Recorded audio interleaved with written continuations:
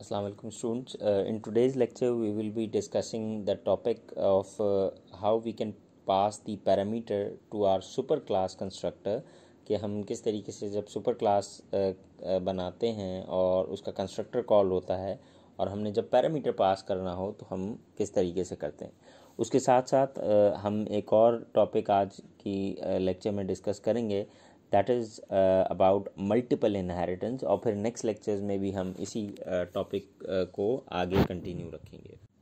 So as we discussed in the previous lecture about the order in which the constructor and destructor will be called during the creation of the subclass object, कि जहाँ हमने देखा कि जो भी constructor और destructor चलेगा जब हम किसी सब क्लास का ऑब्जेक्ट क्रिएट करेंगे तो किस तरीके से वो अपनी सुपर क्लास के ऑब्जेक्ट को पहले क्रिएट करेगा। अब हम देखेंगे कि अगर उस सुपर क्लास के ऑब्जेक्ट में या उसके कंस्ट्रक्टर में कोई पैरामीटर पास किया हुआ है तो उस वक्त फिर उसकी ऑब्जेक्ट की क्रिएशन कैसे होगी। So let's say we have a class A और उसमें हमने एक private variable integer a declare किया और उसके बाद हमारे पास ये ए क्लास का एक कंस्ट्रक्टर है कि जिसमें एक इंटीजर पास करवाना है, इंटीजर a1 की वैल्यू, और फिर उसमें उस a1 को हमने बेसिकली a के बराबर कर दिया है। So from here we also have another function जिसका नाम हमने रखा डंप ए, जो कि जो भी वैल्यू है बेसिकली a की उसको आउटपुट कंसोल पे डिस्प्ले करेगा या प्रिंट करके देगा।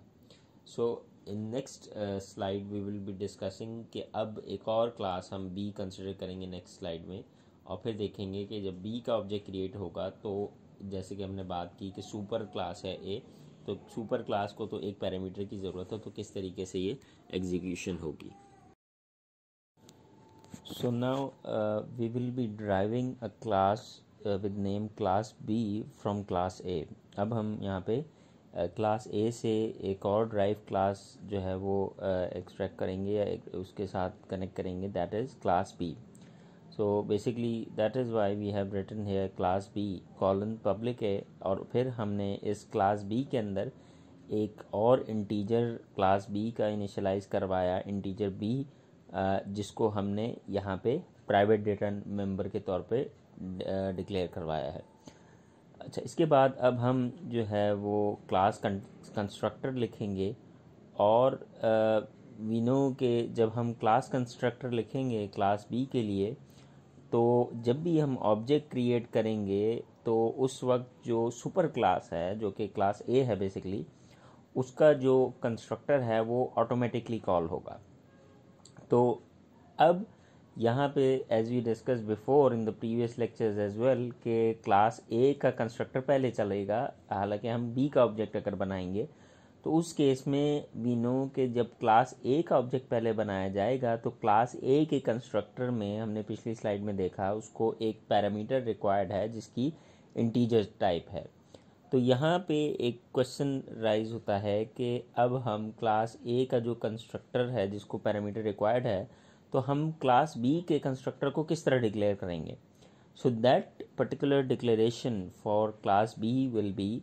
B int a1 colon a1।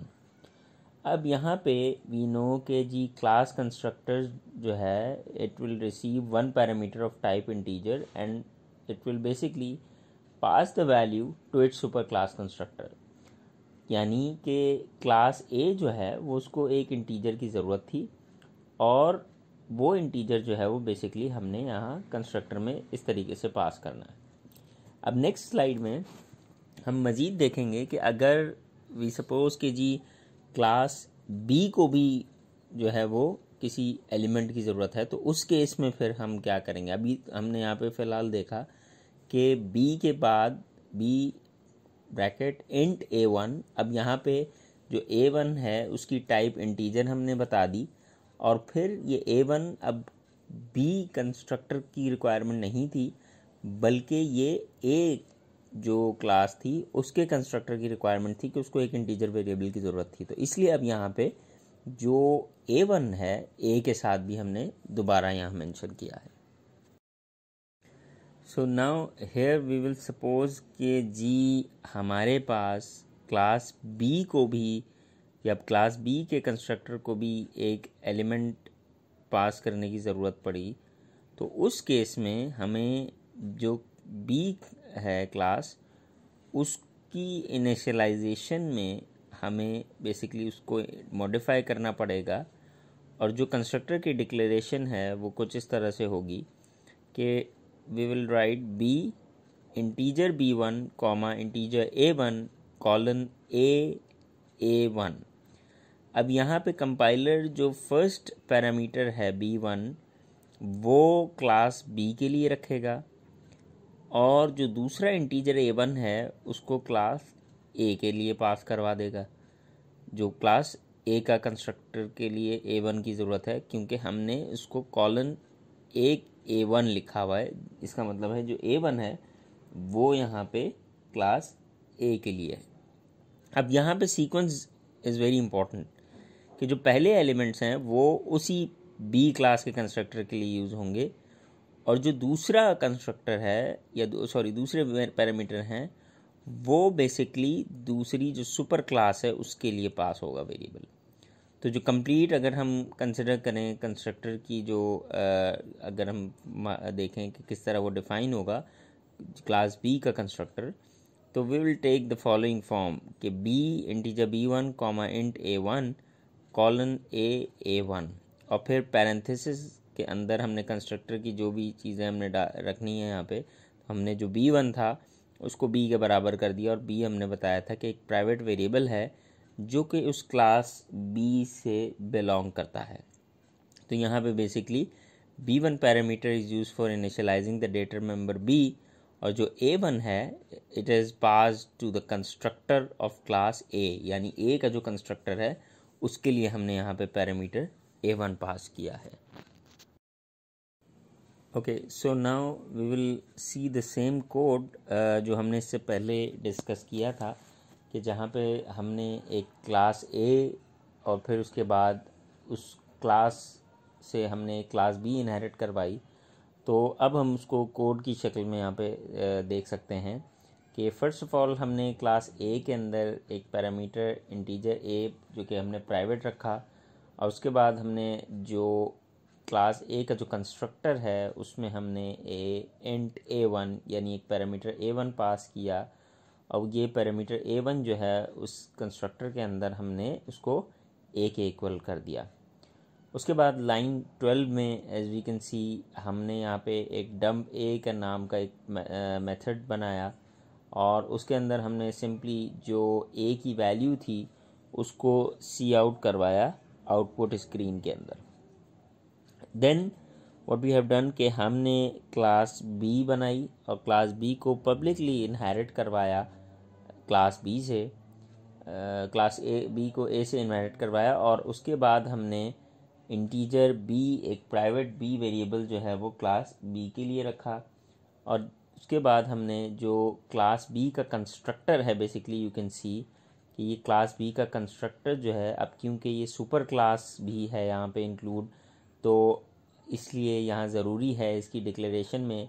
कि हम सुपर क्लास की जो a1 की जो वैल्यू है उसको भी पास करवाएं। सो इसीलिए हमने यहाँ डिक्लेरेशन जब दी है इस कंस्ट्रक्टर की, तो हमने पहला एलिमेंट जो B क्लास के लिए रिक्वायरमेंट थी यानी b1 पास किया, जिसको हमने कंस्ट्रक्टर के अंदर b के इक्वल कर दिया b1 को, और फिर दूसरा एलिमेंट हमने इंटीजर a1 पास किया, और कॉलन लगाने के बाद हमने जो उसकी सुपर क्लास है उसके एलिमेंट a1 यहाँ पे मेंशन कर दिया। Now we will directly jump to the main function from line 33, और वी विल सी कि किस तरीके से अब ये कंस्ट्रक्टर जो है वो कॉल होगा फॉर इट्स सुपर क्लास। हमने पहले लाइन 35 पे सी आउट करवाया message creating sub class object B, और फिर हमने यहाँ पे लाइन 36 में क्लास B का एक ऑब्जेक्ट बनाया by writing B object B। अब जब ऑब्जेक्ट B बनाया तो वी नो कि जब भी ऑब्जेक्ट बनता है तो उसका कंस्ट्रक्टर चलता है। इसका मतलब ये हुआ कि B ऑब्जेक्ट बनने में कंस्ट्रक्टर चलेगा B का, लेकिन हमने बात की थी जब इनहेरिटेंस के अंदर उसकी जो सुपर क्लास होती है या पेरेंट क्लास होती है या बेस क्लास होती है, जो भी हम कहना चाहते हैं उस क्लास का कंस्ट्रक्टर पहले चलता है। तो उसके लिए उसको ए कंस्ट्रक्टर चलाना पड़ेगा, यानी ए का ऑब्जेक्ट पहले बनेगा। तो ए का कंस्ट्रक्टर चलाने में उसको A1 वैल्यू की ज़रूरत थी। इसी तरह बी का कंस्ट्रक्टर चलने पे उसको B1 की ज़रूरत थी। तो हमने यहाँ पे दो पैरामीटर पास किए, बी ऑब्जेक्ट बी 5,3। अब ये जो 5 है, ये जब कंस्ट्रक्टर कॉल होगा बी का, तो 5 जो है वो इंटीजर B1 के बराबर हो जाएगा, 3 जो है वो इंटीजर A1 के बराबर हो जाएगा। और यहाँ पे before executing constructor of class B, हमारे पास क्लास ए का कंस्ट्रक्टर एग्जीक्यूट होगा। तो लाइन 36 से पहले वो जंप करेगा लाइन 22 पे, लेकिन before executing this constructor of class B, वो लाइन 22 से A1 की वैल्यू यहाँ से पिक करके जंप कर जाएगा लाइन 8 पर, जहाँ पे हमने ए क्लास का कंस्ट्रक्टर चलाया और A1 की वैल्यू यहाँ पे हमारे पास 3 लेकर आएगा वो। तो इसी तरह A1 की वैल्यू उसने ए के बराबर कर दी ए के कंस्ट्रक्टर में, तो हमारे पास ए का ऑब्जेक्ट क्रिएट हो गया है। अगर हम यहाँ 3 की वैल्यू नहीं देते लाइन 36 पे, तो एरर जनरेट होता, क्योंकि कंपाइलर को ये पता है कि उसने पहले सुपर क्लास का जो भी हमारे पास ऑब्जेक्ट है उसको क्रिएट करना है, और ऑब्जेक्ट क्रिएशन के टाइम पे उसका कंस्ट्रक्टर एग्जीक्यूट होगा, तो जिसको एक पैरामीटर की ज़रूरत थी, इसलिए यहाँ 3 लिखना ज़रूरी था। और जो पहला एलिमेंट है 5, वो जो हमारा कंस्ट्रक्टर बी है उसका एलिमेंट कंसिडर किया जाएगा। उसके बाद लाइन 37 में हमने डम्प बी का मेथड कॉल किया, object B dot dump B. तो लाइन 37 से ये जंप कर जाएगा बेसिकली लाइन 26 पर, और लाइन 26 पर हमने जब इस फंक्शन को देखें तो अंदर लाइन 28 के अंदर हमने डंप ए का मेथड कॉल किया है। तो लाइन 28 से ये जंप कर जाएगा लाइन 12 पे, और इसीलिए सबसे पहले वो ए की वैल्यू प्रिंट की उसने कंसोल पे, that is a is equals to 3। और फिर जब ये डंप ए का मेथड एग्जीक्यूट करने के बाद वापस आएगा लाइन 29 पे, so it will write dumping object B, और उसके बाद बी की जो वैल्यू है 5, वो हमारे आउटपुट कंसोल पे डिस्प्ले होगी। So with that we end with this topic of parameter passing to superclass constructor. इसको अब हम आगे कोड को एग्जीक्यूट करके देखेंगे किस तरीके से हमारे पास आउटपुट जनरेट होता है। Okay, so now we have the same code जो हमने इससे पहले देखा था स्लाइड के अंदर। हमारे पास क्लास ए है यहाँ पे बेसिकली, और क्लास ए के अंदर हमने एक इंटीजर ए प्राइवेट डिक्लेयर किया है यहाँ पे, और उसके बाद हमने ए कंस्ट्रक्टर में A1 की वैल्यू पास की और A1 को ए के बराबर किया। उसके बाद हमने वॉइड डंप ए का मेथड कॉल किया, और वहाँ पे हमने जो भी हमारा सी आउट ए की जो वैल्यू थी वो यहाँ पे डिस्प्ले करवाई। फिर हमने क्लास बी को इनहेरिट करवाया क्लास ए से पब्लिकली, और फिर क्लास बी के अंदर एक इंटीजर बी इनिशियलाइज करवाया यहाँ पे, इसको हमने प्राइवेट रखा, और फिर ये बी का कंस्ट्रक्टर बनाया जिसमें जो पहला एलिमेंट है इंटीजर B1 वो क्लास बी के लिए यूज होगा, और जो दूसरा एलिमेंट है इंटीजर A1 वो हमने फिर आगे कॉलन लगा के उसकी जो पेरेंट या बेस क्लास है या सुपर क्लास है उसके लिए यहाँ पे इसको पास करवाया, तो ये ए कंस्ट्रक्टर यहाँ पे कॉल करवाया हमने। इसी तरीके से हमने जो यहाँ पे b is equal to B1 है, ये वैल्यू इस कंस्ट्रक्टर के अंदर रखी, वॉइड डम्प बी की वैल्यू का फंक्शन बनाया, उसमें डम्प ए को कॉल किया, और फिर हमने यहाँ पे बी की वैल्यू को प्रिंट करवाया। फिर मेन फंक्शन में हमने ये मैसेज प्रिंट करवाया बेसिकली, और फिर बी का ऑब्जेक्ट बनाया, तो हमने 5,3 की वैल्यू पास की। अभी जो ऑब्जेक्ट क्रिएट किया तो इसका मतलब कंस्ट्रक्टर कॉल होगा, तो लाइन इस 36 से कंपाइलर जंप कर जाएगा लाइन 22 पे। तो ये जो 5 है ये बेसिकली B1 होगा, और ये जो 3 है ये A1 होगा। अब जब ये इस लाइन पे आएगा तो यहाँ पे हमने ऑलरेडी एक सुपर क्लास का जो कंस्ट्रक्टर है उसकी वैल्यू कॉल की हुई है, तो पहले ये एग्जीक्यूट होगा, तो लाइन 22 से अब ये जंप कर जाएगा लाइन 8 पे A1 की वैल्यू लेके, और A1 की वैल्यू आई यहाँ 3, और 3 को हमने A के बराबर कर दिया, तो यानी A इज इक्वल्स टू 3 की वैल्यू स्टोर हो गई। अब यहाँ पे हमारे पास A का जो कंस्ट्रक्टर है उसने ऑब्जेक्ट क्रिएट कर दिया A का, अब वापस यहाँ पे आके B is equals to B1 हुआ,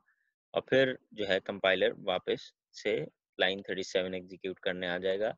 विच is object B dot dump B. तो यहाँ से अब जंप कर जाएगा कंपाइलर लाइन 26 पे, यहाँ वॉइड डम्प बी के मेथड के अंदर डम्प ए कॉल हुआ है, तो 28 से अब ये जंप करेगा लाइन 12 पे, डम्प ए के अंदर ए की वैल्यू प्रिंट करेगा और ये फंक्शन एग्जीक्यूट करने के बाद वापस जो है वो कंपाइलर यहाँ पे आएगा और बी की वैल्यू को डिस्प्ले करेगा और इस तरीके से ये कोड हमारे पास एंड होगा। नाउ विल सी कि किस तरीके से हमारे पास ये कोड रन होने के बाद जो है वो आउटपुट जनरेट होता है। सो here in the output we can see कि सबसे पहले हमारे पास मैसेज लिखा हुआ है creating सब class object B, dumping object A, उसके बाद ए की वैल्यू प्रिंट हुई, डंपिंग ऑब्जेक्ट बी और फिर इस तरीके से बी की वैल्यू 5 प्रिंट हुई। तो this we end up with this topic of super class. अब हम नेक्स्ट टॉपिक की तरफ जाएंगे। So now we will start a new topic which is multiple inheritance and we will see कि हम इस multiple inheritance में किस तरीके से कौन कौन से topics जो हैं वो cover करेंगे। So these will be the topic जो कि हम multiple inheritance के topic से relevant जो है वो discussion में लेकर आएंगे in different lectures। First we will be starting to discuss कि multiple inheritance होती क्या है, उसके बाद मल्टीपल इनहेरिटेंस के अंदर जो कंस्ट्रक्टर की जिस तरह हमने इससे पहले देखा था कंस्ट्रक्टर की डिफरेंट टाइप्स में क्या किस तरीके से जो कंस्ट्रक्टर की और डिस्ट्रक्टर की कॉलिंग सीक्वेंस होगी, इसी तरह हम मल्टीपल इनहेरिटेंस के अंदर भी देखेंगे कि किस तरीके से कंस्ट्रक्टर कॉलिंग सीक्वेंस या डिस्ट्रक्टर कॉलिंग सीक्वेंस होगी। फिर हम एक दूसरा टॉपिक देखेंगे अपकमिंग लेक्चर्स में भी कि parameter passing to base class constructor किस तरीके से होते हैं, एक्सेस मॉडिफायर किस तरह यूज़ होते हैं, प्रोटेक्टेड इनहेरिटेंस हम डिस्कस करेंगे और फिर वर्चुअल क्लासेस और वर्चुअल इनहेरिटेंस हम डिस्कस करेंगे। So now to start the discussion on multiple inheritance, let's say we assume के जी हमने एक कोड डेवलप किया over the period of time and that particular code will have some good collection of functionalities या कुछ ऐसी classes हैं कि जिसमें हमने कुछ functionalities अचीव की हैं या कोई एप्लीकेशन बनाई है। अब वहाँ पे उन पर्टिकुलर फीचर्स को हमने अपने किसी करंट प्रोजेक्ट में after few years of time हमने दोबारा से यूटिलाइज़ करना है। तो उसके लिए ऑब्वियसली हमें पता है, जैसे हमने पिछले लेक्चर्स में भी डिस्कशन की, कि हम इनहेरिटेंस के कॉन्सेप्ट को यूज़ करते हैं या इनहेरिटेंस की जो फंक्शनैलिटी है उसको यूज़ करते हुए जो एग्जिस्टिंग क्लास है उसमें हम जो भी फंक्शनैलिटी या फीचर्स वाली जो क्लास थी उसको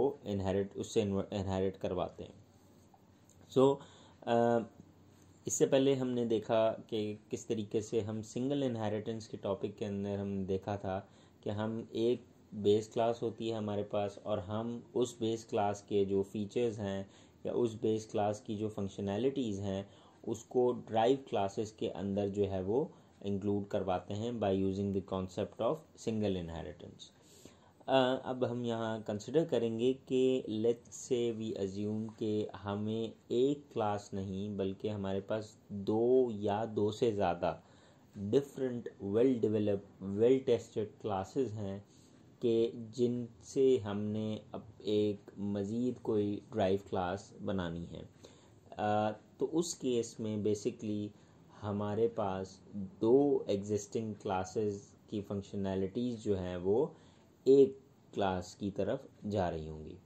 सो इस पर्टिकुलर ऑब्जेक्टिव को अचीव करने के लिए हम C++ का एक फीचर है जिसको इनहेरिटेंस के ही टॉपिक के अंदर हम कवर कर रहे हैं अब, जिसको हम कहते हैं दैट इज़ मल्टीपल इनहेरिटेंस। अब जो हमारी अपकमिंग डिस्कशन होगी लेक्चर में that will be about multiple inheritance. Okay, to start the discussion of multiple inheritance, as you can see in the block diagram कि यहाँ पे अब हमारे पास बेसिकली दो डिफरेंट क्लासेस हमने कंसिडर की हैं। एक क्लास है रूट ए और दूसरी क्लास है रूट बी। अब ये जो चाइल्ड क्लास है बेसिकली ये हमारी ड्राइव क्लास है और इस ड्राइव क्लास की हमारे पास एक बेस क्लास नहीं बल्कि दो डिफरेंट बेस क्लासेस हैं। अब यहाँ 2 से ज़्यादा भी हो सकती हैं, बट वी आर कंसिडरिंग कि हमारे पास अब यहाँ पे इस क्लास की 2 बेस क्लासेस हैं। तो इस केस में हमारे पास ये टाइप ऑफ जो भी मल्टीपल ये जो इनहेरिटेंस है that is called multiple inheritance, के एक ड्राइव क्लास हो और उसकी एक से ज़्यादा हमारे पास बेस क्लासेस मौजूद हों। सो लेट्स से अगर हम कोड की मदद से इसको समझना चाहते हैं, सो वी कैन से कि वी हैव वन क्लास जिसको हमने कहा that is class root A, और उसके अंदर as you can see in the sample code के हमने पैरेंथेसिस के अंदर कोई भी उसकी एक इम्प्लीमेंटेशन है क्लास की। इसी तरीके से दूसरी एक और क्लास है कोई हमारे पास जिसको हमने नाम दिया रूट बी, और ये रूट बी जो है वो एक और क्लास हमने रखी और हमने इसके अंदर इसकी एक कोई भी इम्प्लीमेंटेशन यहाँ पे कंसिडर कर लिया। Now what we will do कि हम इन क्लासेस से बेसिकली एक नई क्लास क्रिएट करते हैं, यानी ये जो दो क्लासेस थी रूट ए और रूट बी, ये दोनों अब बेस क्लासेस बन रही हैं चाइल्ड क्लास की। तो इससे पहले इफ़ यू रिमेंबर और रिकॉल के जब हम सिंगल इनहेरिटेंस में बात करते थे तो हम ड्राइव क्लास का नाम लिखते थे, कॉलन लगाने के बाद जो भी टाइप ऑफ इनहेरिटेंस थी, भले वो पब्लिक थी, प्राइवेट थी या प्रोटेक्टेड थी, वो लिखने के बाद जो उसकी बेस क्लास थी उसका नाम लिखते थे। अब यहाँ पे क्योंकि चाइल्ड की 2 बेस क्लासेस हैं, तो उस केस में what we have done, we have first wrote the class child, यानी जो ड्राइव क्लास है उसका नाम लिखा, कॉलन यूज़ किया, और उसके बाद हमने लिखा public root A comma public root B. इसका मतलब ये हुआ कि हमारे पास ये जो रूट ए है ये बेस क्लास है चाइल्ड क्लास की, और रूट बी भी बेस क्लास है चाइल्ड क्लास की। सो and then we may have any implementation of this child class. So इस तरीके से हम अब देखेंगे आगे मज़ीद इस चीज़ को एक्सप्लोर करेंगे कि किस तरीके से हमारे पास बेसिकली एक चाइल्ड क्लास है और या ड्राइव क्लास है और उसकी एक से ज़्यादा बेस क्लासेस बनाई जाती हैं और किस तरीके से उन्हें यूज़ किया जाता है through this multiple inheritance. So now as we discussed in the previous slide, हमने वहाँ पे देखा कि किस तरीके से हमने इनहेरिटेंस के कॉन्सेप्ट को यूज़ करते हुए एक ड्राइव क्लास की 2 जो है वो बेस क्लासेस डिफ़ाइन की। अब यहाँ पे इस पर्टिकुलर केस में मल्टीपल इनहेरिटेंस के केस में बेसिकली हमारे पास जो इनहेरिटेंस के जो रूल्स हैं, मतलब कि जो हम access modifiers public private protected हमने डिस्कस किए थे सब क्लास की डेरिवेशन के अंदर या ड्राइव क्लास की डेरिवेशन के अंदर, वो जो रूल्स हैं वो यहाँ पे भी अप्लाई होंगे उसी तरीके से। तो इसका मतलब ये है कि जो हमारी चाइल्ड क्लास है वो as we have seen in the previous slide कि हमने लिखा था क्लास चाइल्ड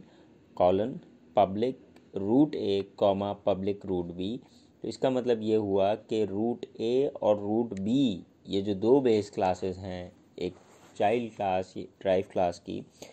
उस केस में रूट ए भी पब्लिकली इनहेरिट करवा रही है, यानी जो ड्राइव क्लास चाइल्ड है चाइल्ड क्लास पब्लिकली इनहेरिट कर रही है रूट ए से, इसी तरह चाइल्ड क्लास पब्लिकली ही इनहेरिट कर रही है रूट बी से। अब यहाँ पे एक क्वेश्चन आता है कि ये क्या ज़रूरी है कि ये दोनों क्लासेस पब्लिकली ही इनहेरिट करें, या हम जिस तरह हमने बात की कि जिस तरह नॉर्मल इनहेरिटेंस के अंदर इनहेरिटेंस के जो भी रूल्स हैं एक्सेस मॉडिफायर को लेके वो हम यूज़ कर सकते हैं, तो सिमिलरली यहाँ पे भी हम जो हमारी एक्सेस मॉडिफायर्स हैं पब्लिक प्राइवेट या protected whatever we want, हम रूट ए को प्राइवेट भी इनहेरिट करवा सकते हैं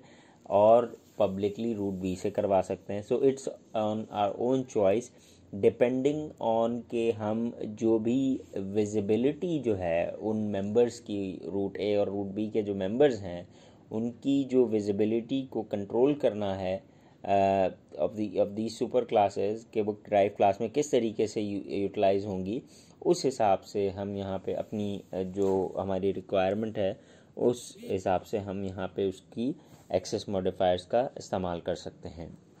तो जब भी हम चाइल्ड क्लास का लेट्स से ऑब्जेक्ट बनाएंगे कोड के अंदर, तो उस ऑब्जेक्ट जो है हमने बनाया है चाइल्ड क्लास का, वो अपने अंदर फंक्शनैलिटी रखेगा of both the base classes. यानी हमारे पास एक बेस क्लास रूट ए है, रूट बी है, तो depending on the type of inheritance जो हमने रूट ए और रूट बी से रखी है, उस हिसाब से चाइल्ड क्लास का जो ऑब्जेक्ट है वो इन दोनों क्लास की जो फंक्शनैलिटीज़ हैं उनको एग्जिबिट कर रहा होगा, और उसके अंदर उन दोनों क्लास की फंक्शनैलिटीज़ जो है वो मौजूद होंगी। अब हम नेक्स्ट स्लाइड पे एक कोड की मदद से समझने की कोशिश करेंगे और डेमोन्स्ट्रेट करने की कोशिश करेंगे कि how we can use multiple inheritance in different programming concepts. So now in this particular example code we have a class. यहाँ पे हमने क्लास क्रिएट की है और हमने उसका नाम रखा रूट ए, और रूट ए के अंदर हमने एक मेथड बनाया जिसका नाम हमने रखा क्लास मेथड ए, जिसको हमने पब्लिक रखा, और उसके बाद हमने इसके अंदर एक मैसेज प्रिंट करवाया which is class a method called. उसके बाद हमने लाइन 12 पे वी कैन सी के क्लास बी हमने यहाँ पे डिफ़ाइन की है, और इस क्लास बी के अंदर भी हमने एक मेथड बनाया पब्लिक टाइप का, और उसको हमने नाम दिया क्लास मेथड बी. उस मेथड के अंदर भी हमने एक मैसेज सी आउट करवाया which is class B method called. Next हमने लाइन 20 के अंदर एक चाइल्ड क्लास बनाई,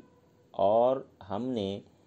एक जो रूट ए की क्लास बनाई थी उससे जो है वो क्लास चाइल्ड क्लास को पब्लिकली इनहेरिट करवाया रूट ए से, और चाइल्ड क्लास को ही हमने पब्लिकली इनहेरिट करवाया फ्रॉम रूट बी क्लास. और इस क्लास चाइल्ड क्लास के अंदर हमने बेसिकली जो एक मेथड बनाया है क्लास मेथड चाइल्ड, इसको हमने पब्लिक रखा, और उसके अंदर एक मेथड के अंदर एक मैसेज सी आउट करवाया which is child class method called. So now in this way we have seen के किस तरीके से हमने दो क्लासेस बनाई हैं रूट ए और रूट बी, और ये दोनों क्लासेस रूट ए और रूट बी जो है वो बेस क्लासेस हैं एक ड्राइव क्लास की जिसका नाम है हमारे पास यहाँ पे चाइल्ड क्लास. और हमने रूट ए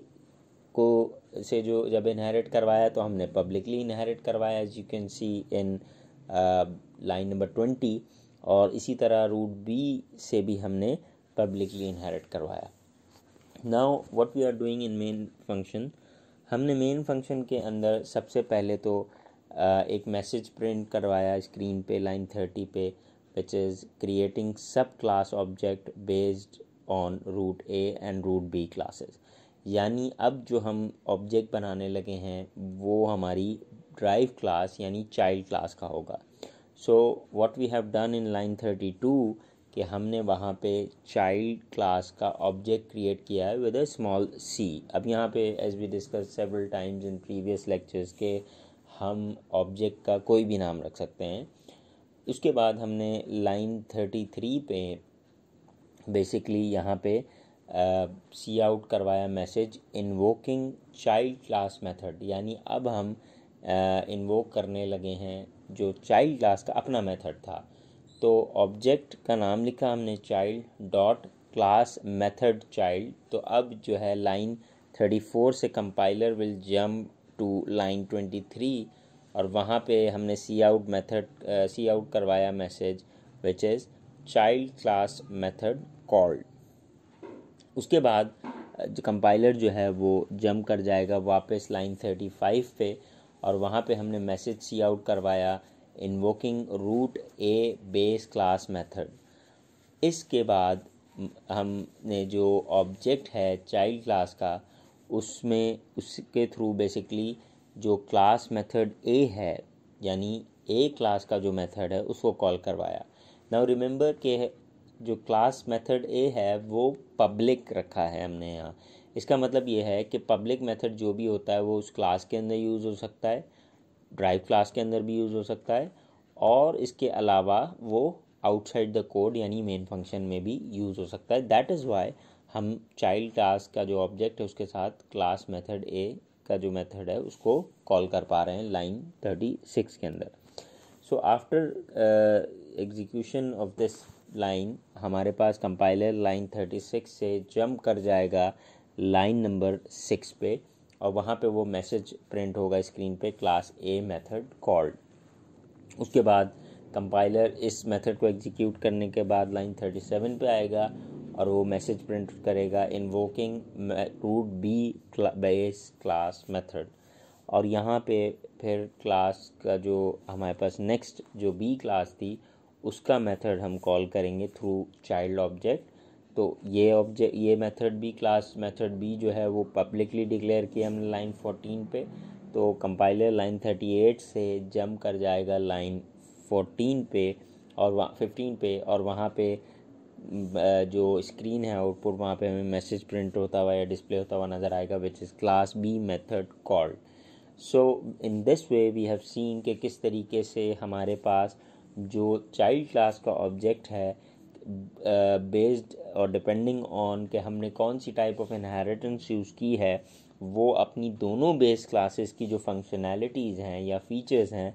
उनको यूज़ कर पा रहा होता है। और एक चाइल्ड क्लास की किस तरीके से एक से ज़्यादा बेस क्लासेस हैं, ये हमने इस पर्टिकुलर कोड में देखा। Now we will try to run and execute this code and we'll see कि किस तरीके से ये आउटपुट हमें स्क्रीन पे शो करेगा। So now we can see the same code जो हमने इससे पहले स्लाइड में देखा कि we have class root a और हमने यहाँ पे क्लास मेथड a बनाया इसके अंदर। इसी तरह रूट b की क्लास के अंदर हमने क्लास मेथड b बनाया। फिर हमने चाइल्ड क्लास बेसिकली इसको इनहेरिट करवाया रूट ए से पब्लिकली और फिर रूट बी से भी पब्लिकली इनहेरिट करवाया। इस चाइल्ड क्लास के अंदर हमने इसका एक मेथड बनाया क्लास मेथड चाइल्ड, और उसके बाद हमने मेन फंक्शन में यहाँ पे बेसिकली चाइल्ड क्लास का ऑब्जेक्ट क्रिएट किया और चाइल्ड क्लास के ऑब्जेक्ट से हमने पहले इसका अपना ऑब्जेक्ट क्रिएट करवाया, मेथड कॉल करवाया। फिर इसी चाइल्ड क्लास के ऑब्जेक्ट से हमने क्लास ए का मेथड कॉल करवाया और फिर हमने क्लास बी का मेथड कॉल करवाया। So now we will see कि किस तरीके से हमारे पास ये कोड एग्जीक्यूट होने के बाद आउटपुट जो है वो स्क्रीन पे शो होता है। So now as you can see here कि हमारे पास सबसे पहले बेसिकली सब क्लास का ऑब्जेक्ट हमने क्रिएट किया जो कि रूट ए और बी से इनहेरिट कर रहा था, और फिर हमने चाइल्ड क्लास के ऑब्जेक्ट से उसका अपना मेथड कॉल करवाया तो we get this method message. उसके बाद हमने उस उसी ऑब्जेक्ट से चाइल्ड क्लास के ऑब्जेक्ट से रूट ए का मेथड कॉल करवाया और फिर फाइनली रूट बी का मेथड कॉल करवाया। So with that, we end up with today's lecture. Hope to see you in the next lecture. Till then, thank you very much and Allah Hafiz.